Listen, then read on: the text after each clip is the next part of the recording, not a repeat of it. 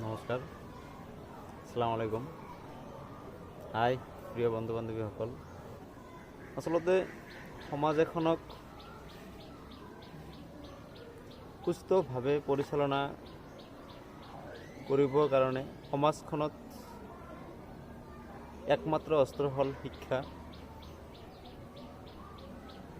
শিক্ষা অবিহনে ঘৰ এখন কেতিয়াও উন্নতি হ'ব নোৱাৰে।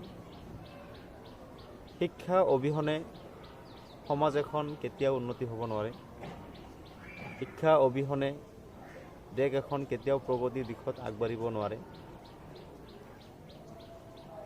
গতিকে মানুহৰ মগজুৰ বিকাশ, চিন্তাৰ বিকাশ, শাৰীৰিক বিকাশ, অৰ্থনৈতিক বিকাশ, আচৰণৰ বিকাশৰ মূলতে হৈছে শিক্ষা। গতিকে অৰ্থনৈতিকভাৱে আমি উন্নতিৰ পথত আগবাঢ়িব গ'লেও আমাক শিক্ষা লাগিব। শিক্ষা অবিহনে আমি একবিংশ শতিকাৰ এই যুগত নিজক সমাজ এখনত প্ৰতিস্থাপিত কৰাটো সহজ কথা নহয়। গতিকে প্ৰতিজন ব্যক্তিক, প্ৰতিজন সমাজৰ নাগৰিকক কাতৰভাৱে বিনম্ৰভাৱে অনুৰোধ জনাইছোঁ, নিজৰ ঘৰখনক সুস্থভাৱে পৰিচালনা কৰিবৰ কাৰণে ঘৰ এখনক মাদক দ্ৰব্যৰ পৰা,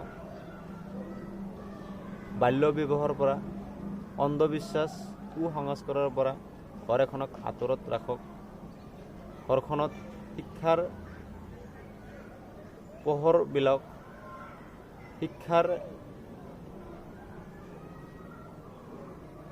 শিক্ষাৰে শিক্ষিত কৰি ঘৰখনক উন্নতিৰ শিখৰত আগবঢ়াই লৈ যাওক। শিক্ষাই জাতিৰ মেৰুদণ্ড।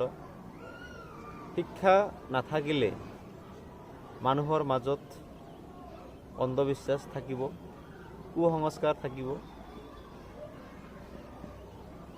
শিক্ষা নাথাকিলে মানুহৰ মাজত বাল্য বিবাহৰ প্ৰচলন বেছিকৈ হ'ব।